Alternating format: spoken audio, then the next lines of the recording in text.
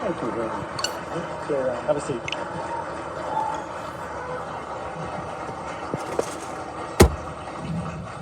I like that crowd. That's a nice group of people.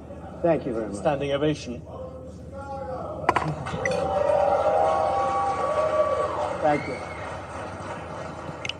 President Trump, thank you for doing this, as we said, and you were at the reception there. The business people of Chicago, like everywhere else, they like a lot of the things you want to do in terms of tax cuts, some of the spending proposals, but like many business people, what they're often worried about is the cost. And the Committee for a Responsible Federal Budget, which is a bipartisan outfit, put out some predictions the other day. If you add up all the promises you've made, and your plans would add $7.5 trillion to the debt.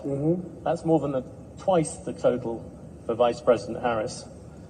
You're on course to push up debt up to 150% of GDP. This is a very business-like audience. Yeah. Why should they trust you with that? Because we're about growth. She's got no growth whatsoever, and we're all about growth. We're going to bring companies back to our country. You look at, even today, as I was driving over, I see these empty, old, beautiful, like steel mills and factories that are empty and falling down.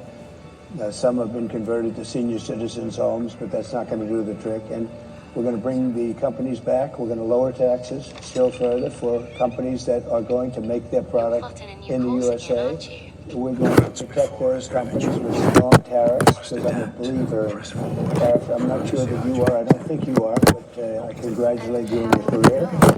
But to me, the most beautiful word in the dictionary is tariff.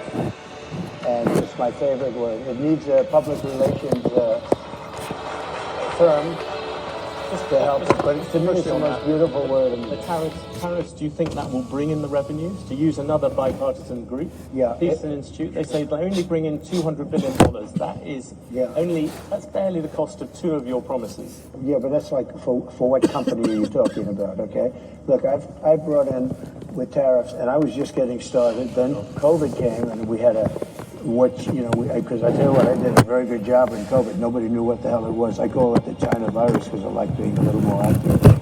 But when that came, but we got hundreds of billions of dollars just from China alone, and I hadn't even started yet. But tariffs are two things, if you look at it. Number one is for protection of the companies that we have here and the new companies that will move in, because we're going to have thousands of companies coming into this country. We're going to grow it like it's never grown before. And we're going to protect them when they come in, because we're not going to have somebody undercut them.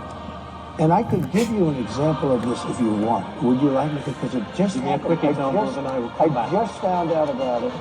So I've been talking about for the last year about Detroit and how horribly it has been. It's just horrible, because we've been talking about Detroit's coming back for 40 years. And it's never come back.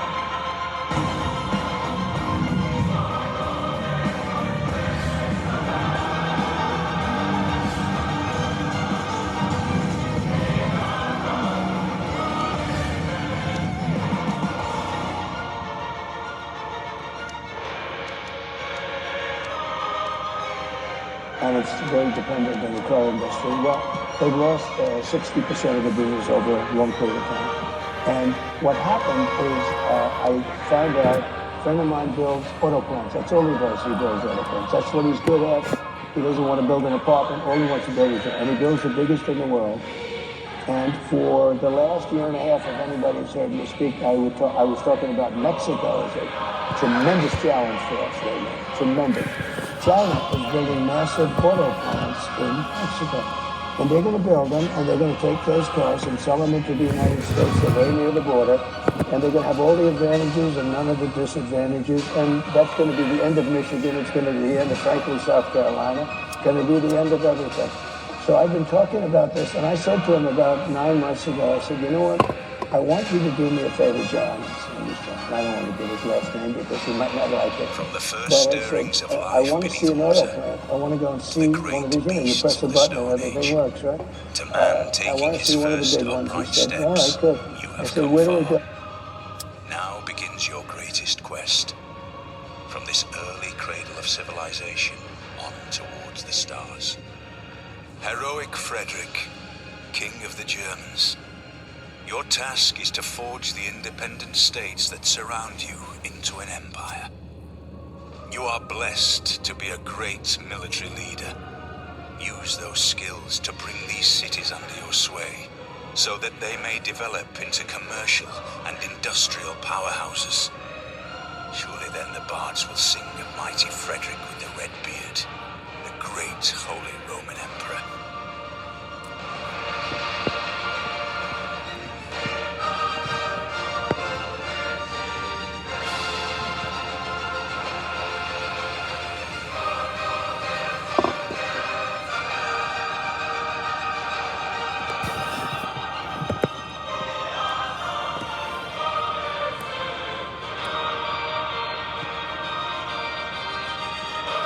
He said, I'd like to go to Michigan. I'd like to go someplace in the United States. He said, no, we can't do that. Well, we're not building anything big in the United States. That's not where we don't build the big ones here.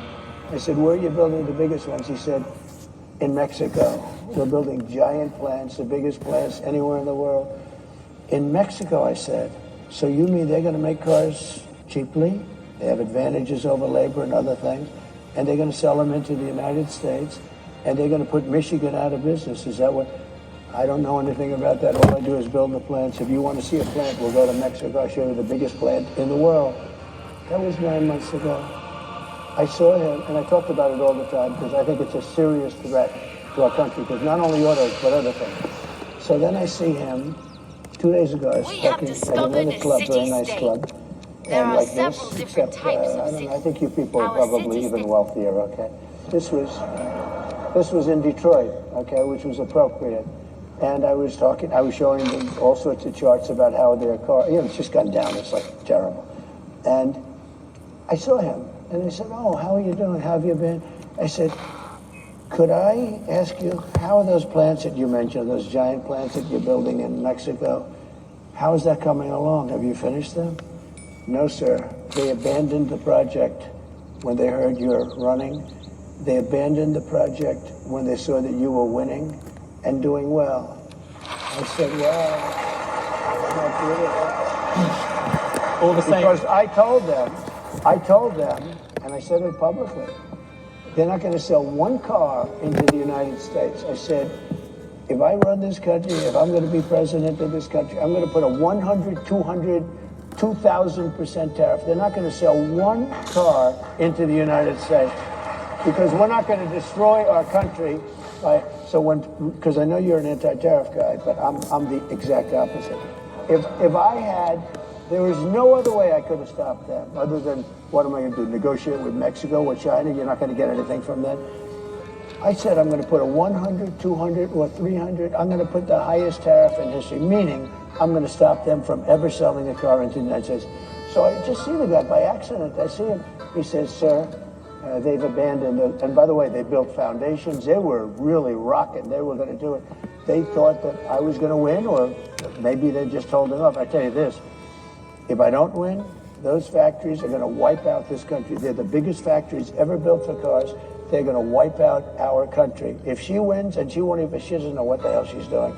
If she wins, she's not going to be thinking about It would seem we have finally tracked the puppet. every speech I made having to do with cars, but every speech I made having to do with tariffs, I'd mentioned that our country is being threatened by Mexico.